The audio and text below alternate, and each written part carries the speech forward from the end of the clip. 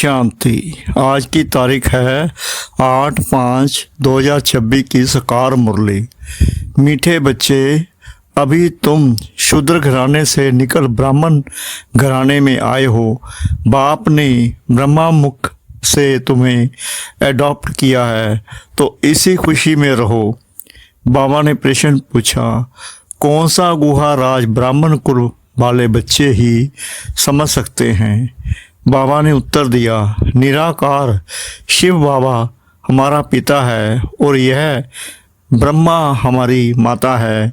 निराकार भगवान कैसे माता पिता बंधु सखा बनते हैं, यह गुहा गुप्त राज ब्राह्मण कुल के बच्चे ही समझ सकते हैं। उसमें भी जो देवी कुल में ऊंच पद पर पाने वाले हैं, वहीं यह राज यथार्थ रीति समझेंगे। ओम शांति।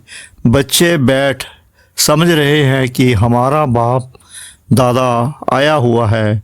बाप तो इकट्ठा हो जाता है दादा के साथ, तो कहेंगे बाप दादा आए हैं। वह टीचर भी है, बाप दादा के बिगड़ तो कुछ बता ना सके। बुद्धि चलनी चाहिए, क्योंकि यह नई बात है ना। अज्ञान काल में याद करते हैं सिंगल को, कहेंगे हमारा गुरु फलानी जगह है, उनके शरीर का नाम जानते हैं। हमारा बाबा हमारी माँ फलानी जगह है, उनका नाम रूप सब कुछ है। मनुष्यों ने फिर शॉर्ट में लिख दिया है। मनुष्यों ने जो बनाया है उनमें कुछ ना कुछ रॉन्ग है। फल गायन है, तब में माता पिता यानी तुम माता पिता, यह एक के लिए ही गाया जाता है, ब्रह्मा के लिए भी नहीं गाया जाता है। उनका नाम रूप बुद्धि में नहीं आता, ना विष्णु का न शंकर का। गाते तो हैं तुम मात पिता हम बालक तेरे, तो भी बुद्धि ऊपर में जाएगी। श्री कृष्ण को याद कोई कर ना सके, याद फिर भी निराकार को ही करेंगे। उनकी महिमा है तो बाप समझाते हैं। यहाँ जब बैठते हो तो लौकिक संबंध से बुद्धि योग निकाल पर लौकिक बाप को याद करो। इस समय यह सम्मुख है। भक्ति मार्ग में जो गाते हैं तो आंखें ऊपर करके कहते हैं, तुम माता पिता हे भगवान कह याद करते हैं। भगवान जब कहते हैं तो शिवलिंग को भी याद नहीं करते। तोते मिसल ऐसे ही गाते हैं, लक्ष्मी नारायण के लिए भी ऐसे नहीं कह सकते। यह तो महाराजा महारानी हैं, उनका बच्चा ही माता पिता कहेंगे, बंधु नहीं कहेंगे। भगत लोग गाते हैं पतित पावन, परंतु यह बुद्धि में नहीं आता कि शिवलिंग होगा।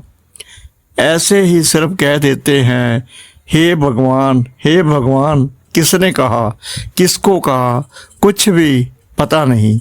अगर यह ज्ञान होता मैं आत्मा हूँ, उनको बुलाता हूँ, तो यह समझे कि वह निराकार परमात्मा है, उनका रूप ही लिंग है। यथार्थ रीति कोई बाप को याद नहीं करते।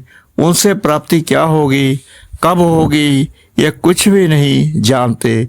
तुम भी नहीं जानते थे, अभी तो बाप के बने हो। तुम जानते हो हमको शिव बाबा ने ब्रह्मा द्वारा अपना बच्चा बनाया है। यह ब्रह्मा माँ है, इस ब्रह्मा माता द्वारा शिव बाबा ने अडॉप्ट किया है। इस समय तुम अच्छी रीति जानते हो हम शिव बाबा के बच्चे हैं। साकार में फिर प्रजापिता ब्रह्मा के बच्चे हैं। प्रजापिता ब्रह्मा द्वारा मनुष्य सृष्टि रचते हैं।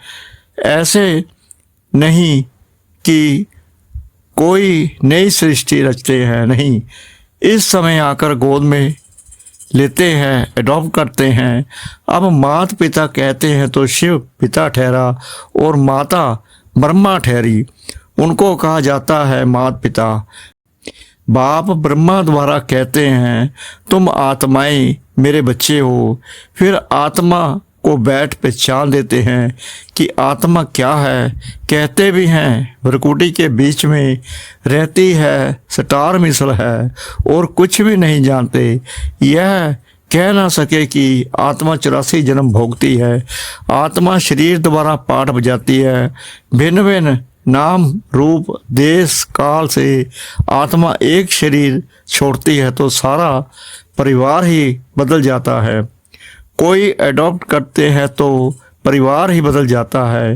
माता पिता जिससे जन्म लिया उनको भी जानते हैं, फिर जो अडॉप्ट करते हैं उनके घर का बन जाते हैं। या तुम शूद्र घराने से निकल अब ब्राह्मण घराने में आए हो। ब्रह्मा तन से तुमको एडॉप्ट किया, तुम तो ब्राह्मण कुल में आ गए। यह बातें शास्त्रों में नहीं लिखी जा सकती, यह समझाया जाता है, लिखने से कोई समझते नहीं। अभी तुम बच्चे ही जानते हो हम परमपिता परमात्मा की संतान बने हैं। यह हो गई माँ। ब्रह्मा को प्रजापिता ही कहते हैं। इस द्वारा तुम बच्चों को एडॉप्ट करता हूँ। यह कितनी गुप्त बातें हैं, सिवाय सम्मुख के कोई समझ ना सके। समझेंगे भी वह जो इस ब्राह्मण कुल के होंगे। देवी कुल में ऊंच पद पाने वाले होंगे। नहीं किसकी बुद्धि में ये बातें बैठेंगी नहीं, ना बुद्धि में बैठेगा, न किसको समझा सकेंगे। तुम्हारे में भी नंबरवार पुरुषार्थ अनुसार है। जिनकी बुद्धि में बैठता है गाया जाता है, तुम मात पिता हम बालक तेरे याद किया जाता है। शिव बाबा को फिर कहते हैं तुम मात पिता एक बाप, फिर मात पिता कैसे? यह बातें और कोई समझा ना सके। जैसे शास्त्रों में व्यास ने जो लिखा है वह मनुष्यों ने कंठ कर लिया है, वैसे तुमको भी कहेंगे। तुमको कोई ने बताया है, तुमने कंठ कर दिया है। नए वर्ष के लिए समझना बड़ा मुश्किल है। यहाँ रहने वाले भी कोई किसको इतना भी समझा नहीं सकते। तुम आत्मा हो, तुम्हारा बाप परमपिता परमात्मा है। वह बेहद का बाप ही बेहद का वर्षा देते हैं। वर्षा दिया था, फिर पुनर्जन्म लेते लेते 84 जन्म पूरे हुए। अब बाप फिर वर्षा देने आए हैं। यह किसको समझाना कितना सहज है। तुम माता पिता किसको कहा जाता है, विचार की बात है ना। ब्रह्मा द्वारा एडॉप्ट करते हैं, फिर माँ भी जरूर चाहिए। तो जो अनन्या बच्ची होती है, ड्रामा प्ले अनुसार उनको जगत अम्बा का टाइटल दिया जाता है। मेल को जगत अम्बा नहीं कह सकते, इनको जगत पिता कहेंगे। इनका प्रजापिता नाम मशहूर है। अच्छा, प्रजा माता कहा तो एडॉप्ट किया जाता है माता को। आदि देव तो है, फिर आदि देव को मुकर्रर किया जाता है। जगत अम्बा तो एक ही है, उनकी ही महिमा है। जगत अम्बा पर कितना मेला लगता है, परंतु उनके एक्विजिशन को नहीं जानते। कलकत्ते में काली का मंदिर है, बॉम्बे में भी जगत अम्बा का मंदिर है। शक्ल अलग अलग है।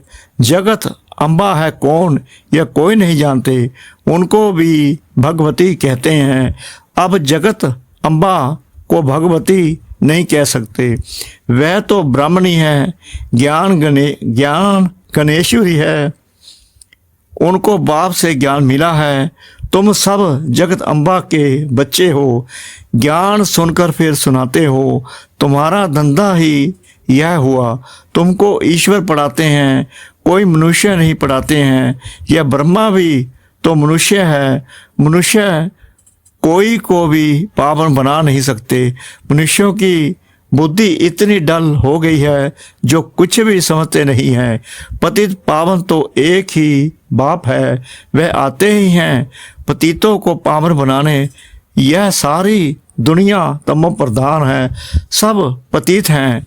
नई दुनिया पावन, पुरानी दुनिया पतित। पुरानी दुनिया में है नरकवासी, नई दुनिया में है स्वर्गवासी।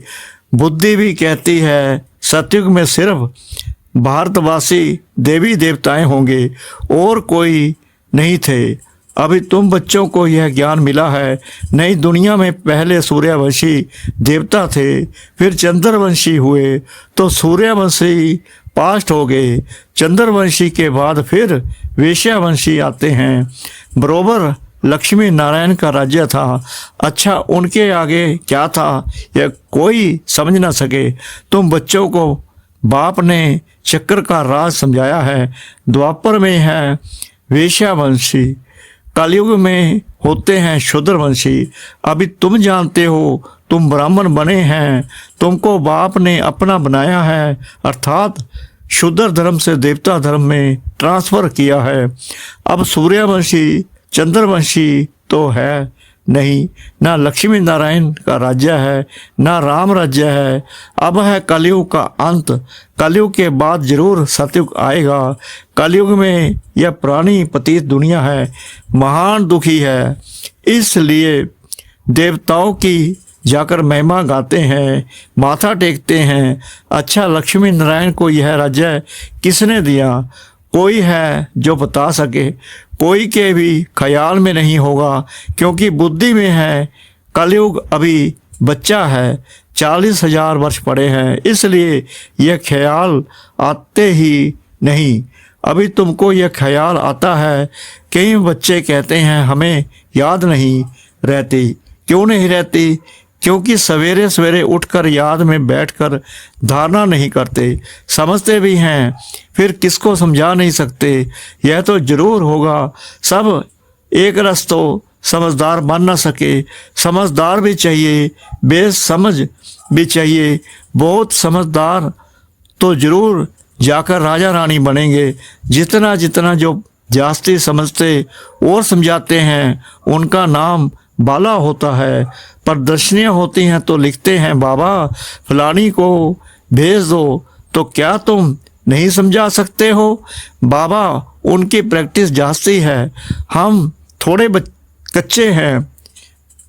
बाबा खुद भी कहते हैं कहाँ से भी निमंत्रण मिलता है तो लिख कर भेजो, कौन कौन है, तो हम देखेंगे किस किस को भेजना चाहिए। सन्यासी भी उस निमंत्रण पर हैं क्या? फिर बहुत अच्छी ब्रह्म कुमारी को भेजना होगा।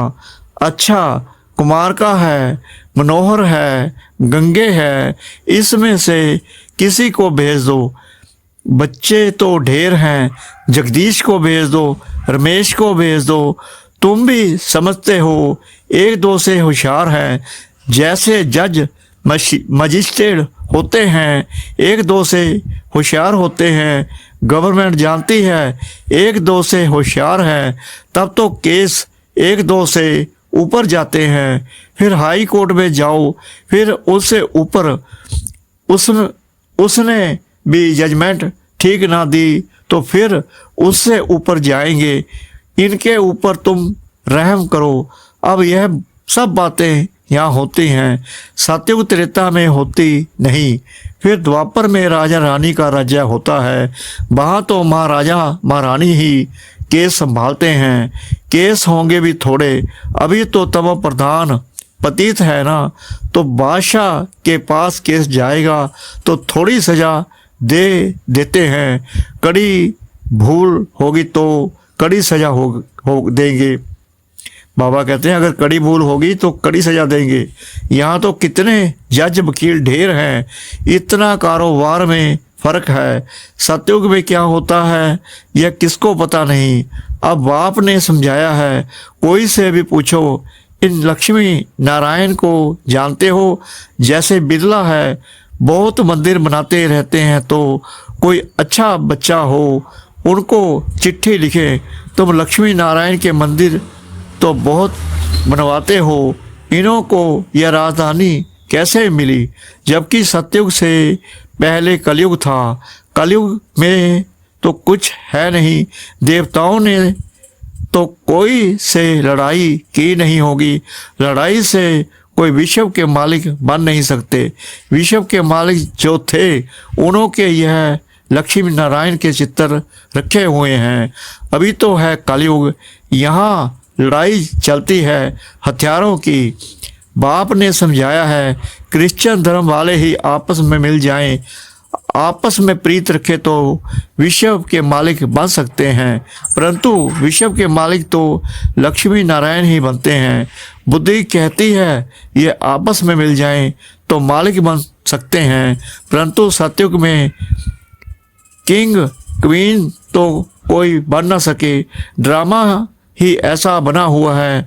अभी हम फिर से योग बल से स्वर का वर्षा ले रहे हैं। तुम बता सकते हो कल पहले भी संगम पर बाप से पद पाया है, 84 जन्म पूरे हुए, फिर से वर्षा ले रहे हैं। अच्छा, मीठे मीठे सीकला दे बच्चों प्रति माता पिता बाप दादा का याद प्यार और गुड मॉर्निंग। रूहानी बाप की रूहानी बच्चों को नमस्ते। हम रूहानी बच्चों की रूहानी बाप दादा को श्रद्धा भरी प्रेम भरी नमस्ते। शुक्रिया बाबा, शुक्रिया बाबा, शुक्रिया बाबा इस मीठी मीठी मुरली के लिए। धारणा के लिए मुख्य सार। नंबर 1, स्वयं में धारणा करने और दूसरों को कराने के लिए सवेरे सवेरे उठकर बाप की याद में बैठना है। जो समझा है उसे दूसरों को समझाने की प्रैक्टिस करनी है। नंबर 2, लौकिक संबंधों से बुद्धि योग निकाल एक पारलौकिक बाप को याद करना है। बाप से जो ज्ञान मिला है वह सुनकर सबको सुनाना है। यही तुम्हारा धंधा है। वरदान समाने की शक्ति द्वारा एक मत का वातावरण बनाने वाले दृष्टांत रूप भव। जो एक जैसे मन के हैं, एक ही लगन और एक स्थिति में स्थित, एक की मत पर चलने वाले हैं, आपस में संकल्पों में भी एक मत हैं, वही माला में पिरोए जाते हैं। लेकिन एक मत का वातावरण तब बनेगा जब समाने की शक्ति होगी। यदि कोई बात में भिन्नता हो जाती है तो उस भिन्नता को समाओ, तब आपस में एकता से समीप आएंगे और सबके आगे दृष्टांत रूप बनेगा। स्लोगन: हर संकल्प वाणी और कर्म में रूहानियत धारण करो, तब सर्विस में रौनक आएगी। आज के अव्यक्त इशारे: सदा अचल अडोल एक रस स्थिति का अनुभव करो। कोई भी दर्दनाक सीन देखते हुए नथिंग न्यू, जिन्हें यह नथिंग न्यू का पाठ पक्का है वह घबरा नहीं सकते। क्या हुआ, कैसे हुआ, यह हुआ। समाचार सुनते देखते भी ड्रामा की बनी हुई भावी को शक्तिशाली बन देखते हैं और औरों को भी शक्ति देते चलो। दुनिया वाले घबराते और आप एक स्थिति में रह उन आत्माओं में शक्ति भरते। जो भी संपर्क में आए उसे शक्तियों का, शांति का दान देते चलो। ओम शांति।